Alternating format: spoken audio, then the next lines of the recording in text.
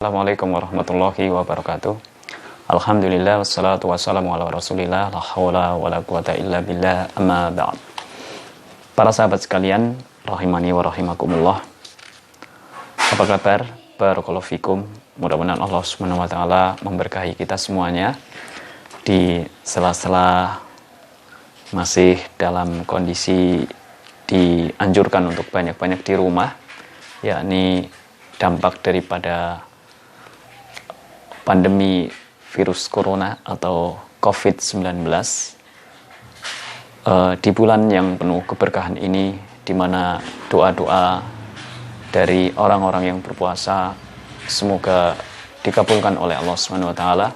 Kita berharap semoga wabah ini segera diangkat dari negeri kita dan juga negeri-negeri kaum muslimin yang lain.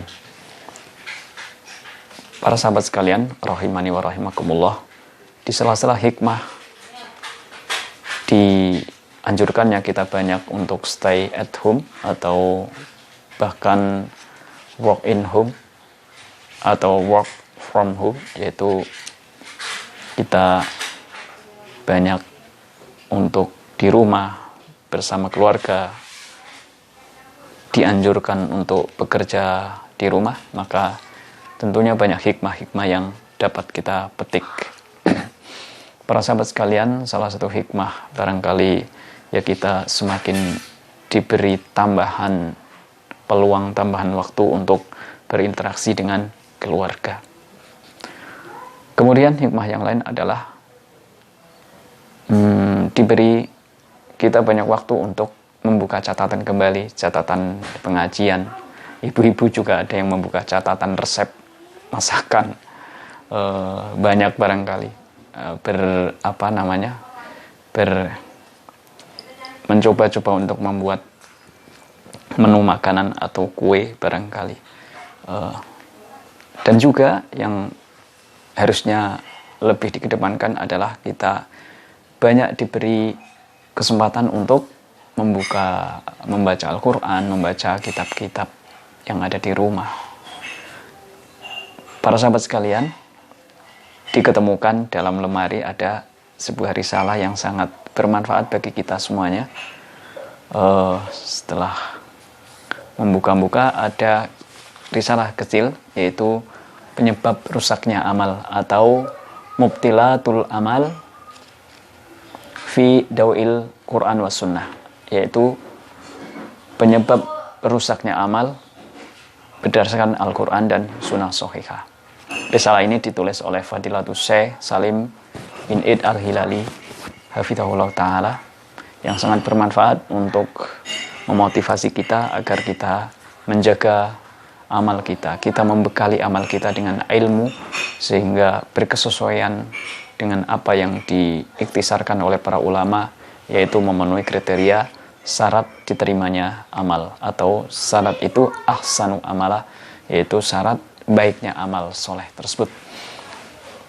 Para sahabat sekalian, di dalam risalah tersebut beliau hafizahullah ta'ala menuliskan di salah satu mukadimahnya ada perkataan Al-Imam Ibnul Qayyim rahimahullah ta'ala, seorang ulama yang beliau hayat di sekitar tahun 760-an kalau nggak salah Hijriah, yaitu Al-Imam Ibnul Qayyim rahimahullah ta'ala mengatakan secara makna adalah bahwa amal itu mempunyai tujuan, dan akhir dari tujuan amal adalah pahala dan mengharap ridha Allah Subhanahu wa taala. Dan kata beliau bahwa motivasi, faktor pendorong, pembangkit daripada amal tersebut adalah iman. Pembangkit daripada amal tersebut adalah iman. Dan kita mengetahui bahwa definisi iman yang kamil, yang sempurna adalah kita meyakini bahwa iman itu naik dan turun. Naik seiring dengan ketakwaan kita kepada Allah Subhanahu wa taala, ketaatan yang kita jalankan menaikkan iman, dan turun seiring dengan perbuatan keburukan yang diperbuat oleh seorang hamba akan menurunkan imannya. Kemudian salah satu dalil yang dibawakan oleh beliau hafizahullah ta'ala yang menunjukkan juga bersinergi dengan perkataan Al-Imam Ibnul Qayyim bahwa bangkit amal soleh itu adalah iman, adalah seperti dalil yang terkait dengan ibadah Ramadan. Yakni apa? Ini saya para sahabat sekalian telah banyak mendengar dan menghafalnya barangkali. Man shoma ramadanan imanan wahtisaban, yaitu barang siapa yang berpuasa di bulan Ramadan dengan iman dan intisab. Intisab itu artinya berharap pahala. Nah, itu dengan iman dan ihtisab, yaitu mengharap pahala.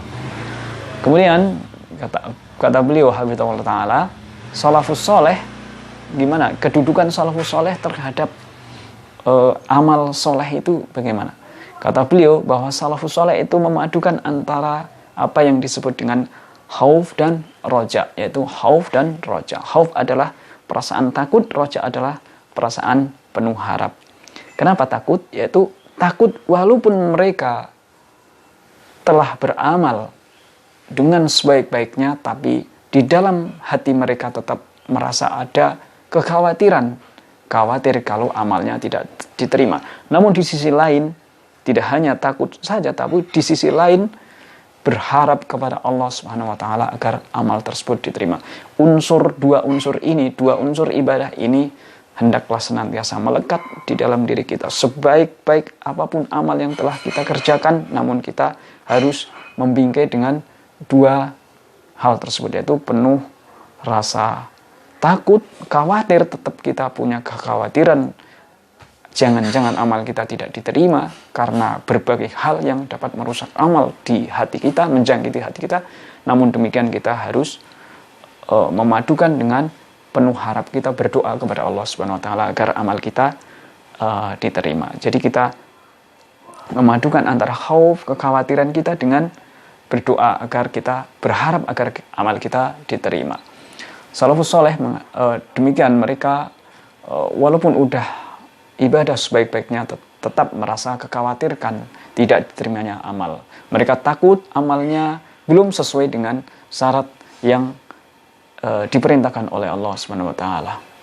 Sebuah asar misalnya beliau hafizahullah taala bawakan, yaitu sebuah perkataan yang beliau nukil dan diriwayatkan oleh Al-Imam Bukhari. Beliau tuangkan dalam risalah ini, yaitu sebuah perkataan dari Abdullah bin Ubaidillah bin Abi Mulaikah. Beliau mengatakan, aku mendapati 30 orang sahabat Nabi SAW semua merasa takut jika di dalam diri mereka itu ada sifat kemunafikan. Ada sifat kemunafikan, yaitu mereka takut kalau diri mereka itu ada sifat kemunafikan. Bayangkan para sahabat sekalian, ini adalah di kalangan sahabat yang mulia sallallahu alaihi wasallam. Bagaimana kita? Bahkan kata Abdullah bin Ubaidillah bin Abi Mulaikah bahwa tidak ada mereka yang berkata pede gitu. Tidak ada di antara mereka yang berkata bahwa keimanan mereka seperti keimanan Jibril alaihissalam. Artinya mereka tidak pede, artinya merasa khawatir bahwa ada sifat-sifat kemunafikan di dalam diri mereka.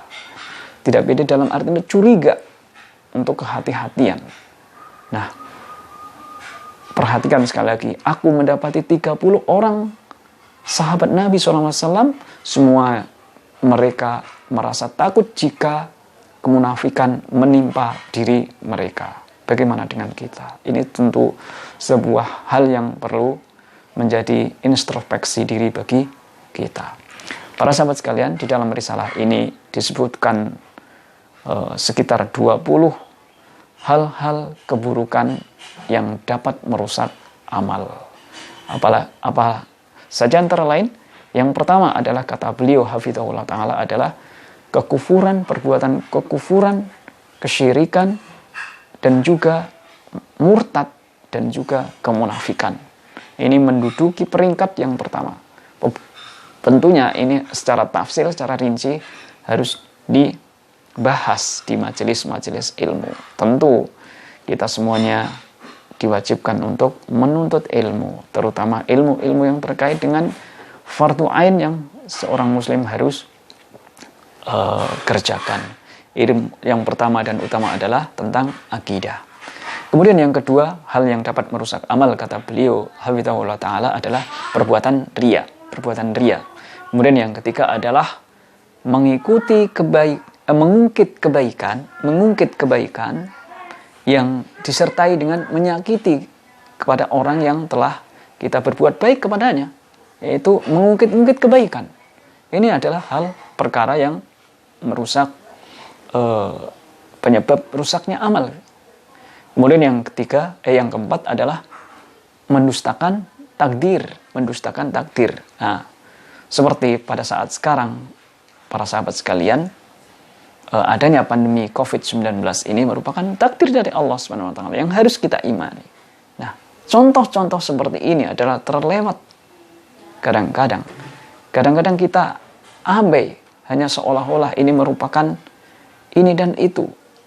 Ketahuilah, semuanya itu adalah merupakan takdir dari Allah SWT yang harus kita imani, dan kita tidak boleh mendustakannya. Kemudian yang kelima adalah menentang Rasulullah SAW,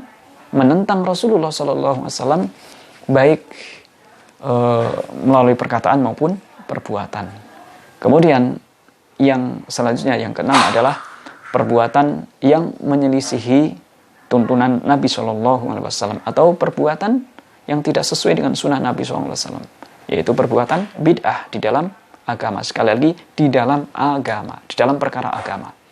Kemudian yang selanjutnya adalah melanggar larangan Allah dikala berkesendirian. Melanggar larangan Allah dikala berkesendirian. Makanya kita harus waspada. Kita minta taufik kepada Allah SWT agar kita dijauhkan dari hal ini. Kemudian yang kedelapan adalah senang dengan dibunuhnya orang mukmin. Dirinya senang dengan mendapat kabar atau melihat berita bahwa kaum muslimin di banyak tempat mendapat aniaya, dibunuh bahkan. Mereka senang, ini merupakan hal yang dapat merusak amal, kata beliau hafizahullah ta'ala. Na'udzubillah min dzalik. Kita berdoa mudah-mudahan Allah menjaga kaum muslimin di negeri kita, di negeri-negeri yang lain juga. Kemudian yang selanjutnya adalah mendatangi dukun atau para peramal. Ini juga perkara yang merusak amal. Kemudian yang selanjutnya adalah perbuatan durhaka. Seorang anak yang durhaka kepada orang tuanya, ini merupakan perkara yang besar yang dapat merusak amal, dan ini merupakan al-kabair, termasuk bagian dari al-kabair yang ditulis oleh Al-Imam Adz-Dzahabi rahimahullah ta'ala. 76 dari antara dosa-dosa besar antara lain adalah durhaka kepada orang tua. Kemudian yang selanjutnya adalah hal yang dapat merusak amal, yang selanjutnya adalah minum khamr. Kemudian yang selanjutnya adalah perkara yang harus diwaspadai oleh para ummahat, yaitu wanita yang durhaka kepada suaminya. Kemudian yang selanjutnya adalah tidak menyapa dengan sesama muslim tanpa alasan syar'i. Tidak menyapa dengan sesama muslim tanpa alasan syar'i. Beberapa hal yang disebutkan barusan secara singkat, minimal 12 atau 13 hal, ini dituangkan dalam risalah ini oleh beliau disertai penjelasan, walaupun singkat-singkat namun faedahnya sangat memotivasi kita agar kita menjauhi perbuatan-perbuatan yang dapat merusak amal. Para sahabat sekalian, mudah-mudahan ini sekedar motivasi khususnya bagi diri kami dan keluarga, dan juga mudah-mudahan bermanfaat bagi para sahabat semuanya. Mudah-mudahan Allah SWT memberi taufik kepada kita. Yang pertama adalah kita dibekali dengan kemampuan untuk menuntut ilmu sebagai bekal untuk amal soleh, kemudian diberi taufik agar kita mampu mengamalkan ilmu tersebut, dan kemudian kita berharap taufik dari Allah Subhanahu wa taala agar kita dijauhkan dari hal-hal yang dapat merusak amal tersebut. Akhirnya kita berdoa, ya muqallibal qulub tsabbit qulubana ala dinik. Wahai zat yang membolak-balikan hati manusia, maka tetapkanlah hati kami di dalam ketaatan kepadamu, di dalam kelurusan hati kepadamu ya Allah. Dan kemudian kita berdoa, wala takilni ila nafsina torfata ain. Dan janganlah engkau ya Allah, janganlah engkau serahkan urusan kami pada diri kami walaupun sekejap mata. Ini adalah doa yang kita ratapkan kepada Allah Subhanahu wa taala dengan penuh kerendahan, karena kita memang membutuhkan pertolongan dari Allah Subhanahu wa taala. Oleh karena itu sering kita dianjurkan untuk membaca doa untuk memohon pertolongan agar kita bersyukur kepada Allah Subhanahu wa taala dan kita berbuat kebaikan itu mengharap pertolongan dari Allah Subhanahu wa taala. Allahumma aini ala dzikrika wa syukrika wa husni ibadatik. Mudah-mudahan bermanfaat untuk diri pribadi kami dan juga para sahabat sekalian. Wassalamualaikum warahmatullahi wabarakatuh.